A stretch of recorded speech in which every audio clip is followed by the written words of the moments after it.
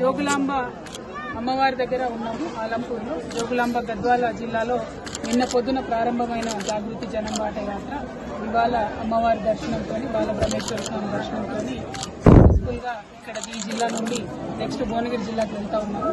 మరి ప్రత్యేకించి ఆలంపూర్ అమ్మవారు అంటే అష్టాదశ శక్తి పీఠాల్లో ఒకటి. శ్రీశైలంకు వెళ్ళడంలో ముఖద్వారంగా మరి ఆలంపూర్ని భావిస్తారు. అన్ని రకాలుగా చాలా పెద్ద పుణ్యక్షేత్రం, దేశవ్యాప్తంగా అందరూ వచ్చేటటువంటి పుణ్యక్షేత్రం. మరి ఇటువంటి పుణ్యక్షేత్రంలో దర్శనం చేసుకోవడం అన్నది నా భాగ్యంగా భావిస్తూ ఉన్నాను. అదేవిధంగా 2009లో ఒక మాట మనందరూ గుర్తుంటుంది. వరద పోటెత్తినప్పుడు ఇక్కడ ఆలయం కానీ చుట్టుపక్కల ఉన్నటువంటి ప్రాంగణంలో ఉన్న అనేక మందికి ఇబ్బంది జరిగింది.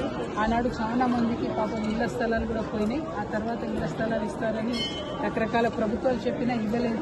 మరి వాటికి ఇవ్వాల్సిందిగా ఇళ్ల స్థలాలు ఇవ్వాల్సిందిగా స్థానికంగా ఉండేటటువంటి నేను అధికారులను కూడా డిమాండ్ చేస్తూ ఉన్నాను. ఎందుకంటే 2009 నుండి ఇప్పటి వరకు మరి ఏ ఒక్క అడుగు కూడా ముందు పడలేదు. ఆనాడు 2009లో ఈ ఆలయం అంతా మునిగిపోతే తెలంగాణ జాగృతి కార్యకర్తలంతా కూడా 15 నుంచి 20 రోజులు ఇక్కడ ఉండి ఆలయ ప్రాంగణం అంతా శుభ్రం చేసి మరి వెళ్ళినటువంటి సంఘటనలంతా కూడా ఈ పర్యటనలో మేము గుర్తు చేసుకోవడం జరిగింది. స్థానికులకు న్యాయం చేసే విధంగా అధికారులు ఉండాలని చెప్పి భావిస్తూ అమ్మవారి దయ తెలంగాణ ప్రజలందరి మీద ఉండాలని మనస్ఫూర్తిగా కోరుకుంటున్నాను. Thank you. జై తెలంగాణ.